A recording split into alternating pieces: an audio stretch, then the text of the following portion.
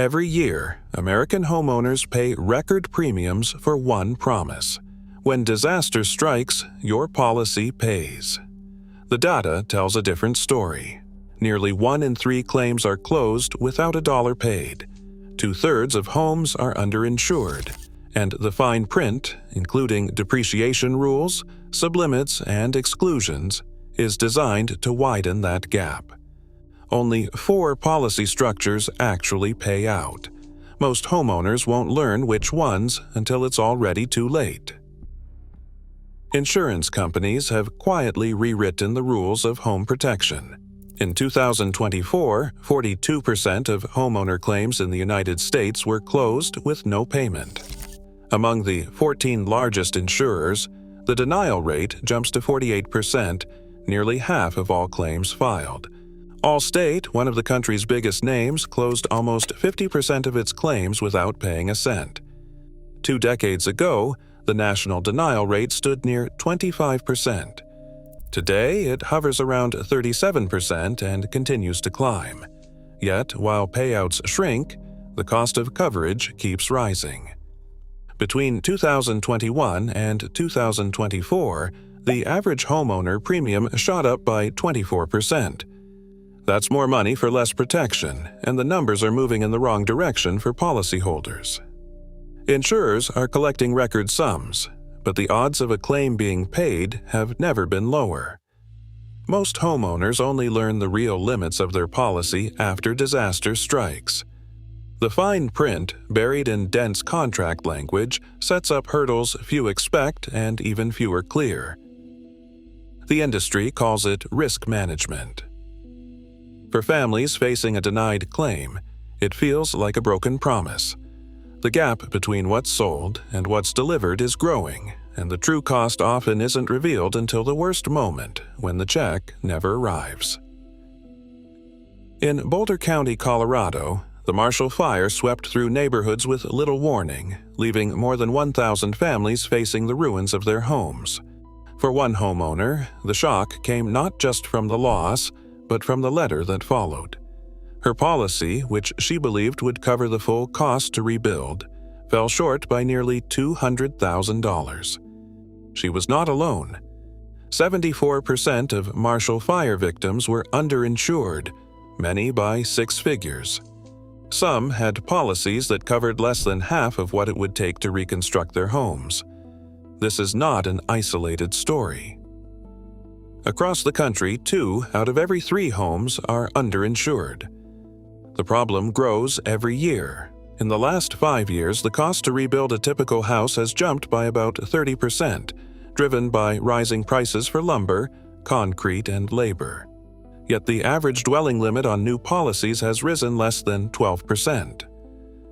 Homeowners are paying 45% more for coverage since 2022. But the protection those dollars buy has not kept pace with inflation or disaster risk. The trap often starts with a simple mistake, using market value or the original purchase price to set coverage, instead of the true replacement cost. Insurers base their payouts on what it costs to rebuild: materials, permits, and skilled labor, not on what the house would sell for. When a policy falls below the required 80% of replacement value, the insurer can invoke a coinsurance penalty. For example, if a home that needs $400,000 to rebuild is insured for only $200,000, and the policy requires at least $320,000 in coverage, a $100,000 partial loss might be cut to just $62,500 before the deductible. The gap between what is promised and what is paid out is measured in real dollars, and for many, in shattered plans to ever return home. A homeowner files a claim for storm damage to a 12-year-old roof. The estimate to replace it comes in at $21,000. The insurer responds with a check for just $5,500. The reason is buried in the policy's payout formula, actual cash value, ACV. Under ACV, the payment reflects the cost of a new roof minus years of depreciation, often slashing the check to a fraction of the real repair bill. This is not an isolated case. In a total loss scenario, a house insured for $200,000 may settle closer to $150,000 after depreciation is applied, leaving the policyholder tens of thousands short. Deductibles add another hurdle. The average deductible has climbed by 22% for 2025, further reducing what homeowners receive when disaster strikes. Even after meeting every requirement, what is left is often less than expected, sometimes far less. The fine print does not stop there. Most policies exclude flood and earthquake damage outright. Sewer backup is often denied, and wear and tear exclusions are a favorite tool for claim adjusters to avoid payment. Jewelry, art, and collectibles are capped at about $1,500 unless extra coverage is purchased. These hidden limits and exclusions account for roughly 1/3 of all denied claims nationwide according to recent industry data. For many, the real shock comes not from the disaster itself, but from the discovery that the policy they trusted is riddled with exceptions, sublimits, and depreciation clauses. The promise of protection is quietly rewritten in the language of loss adjustment, leaving homeowners to wrestle with costs the policy was supposed to cover. Guaranteed replacement cost coverage stands at the top of home insurance options. When this clause is in place, the insurer pays whatever it takes to rebuild, even if construction costs double or triple after disaster. There is no ceiling, it is effectively unlimited. But certainty comes at a cost. Premiums are highest, and carriers often restrict eligibility to newer or well-maintained homes. Some quietly cap their guarantee or bury limits in the fine print. The difference can mean hundreds of thousands lost after a wildfire or hurricane. The only way to know is to ask in writing whether the policy promises unlimited replacement or if a dollar cap lurks beneath the surface. H.O.5. The Open Perils policy offers broader protection. Unlike the standard H.O.3, which covers personal property for a short list of named perils, H.O.5 insures both the home and belongings against any risk not specifically excluded.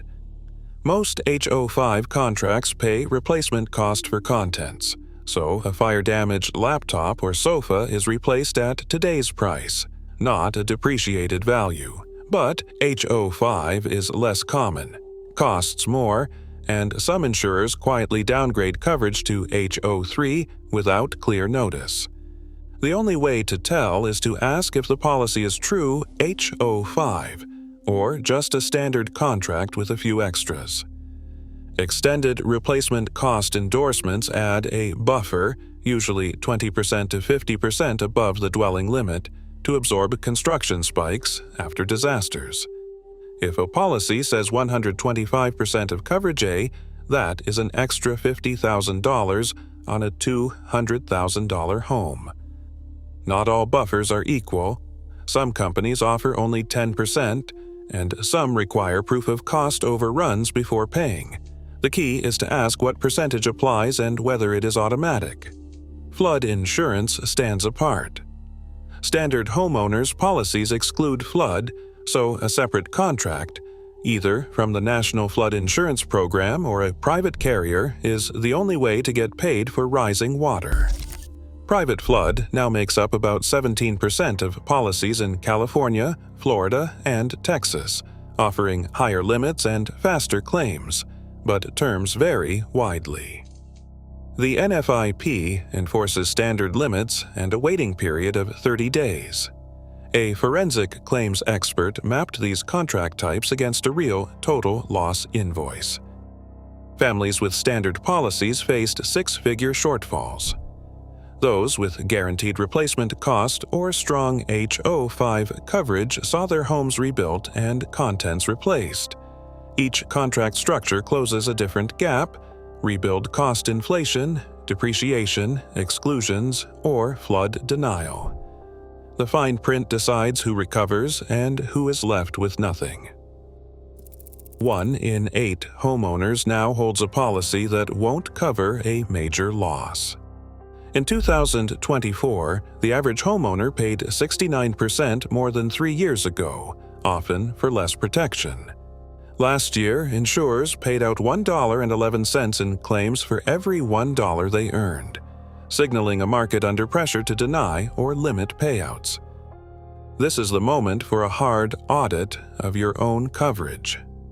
Start with your declarations page.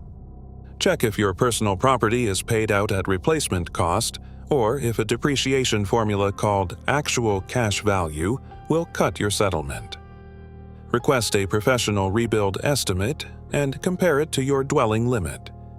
Search for a co-insurance clause and document the percentage required, usually 80%, or face a penalty at claim time. Ask your agent for written quotes and the exact wording for any endorsements, guaranteed replacement cost, extended replacement cost, or HO5. Confirm if you have separate protection for flood, earthquake, or sewer backup based on your location. Raise the sublimit for high-value items like jewelry if needed. Build a home inventory with receipts, photos, and contractor bids, and store them off-site or online. Never sign a denial or release without review from a public adjuster. Compare your insurer's denial rates using state filings or independent ratings before renewing. Keep dated copies of every declarations page and endorsement. Always request this in writing. Please send my declarations page and every replacement cost endorsement and confirm whether my dwelling is guaranteed or subject to a limit. Today, insurers still bury denial triggers and payout traps in plain sight. Premiums climb, but the safety net shrinks for millions. Real protection demands reading every word before disaster, not after. In this market, trust is a gamble. The fine print decides who rebuilds and who's left with nothing.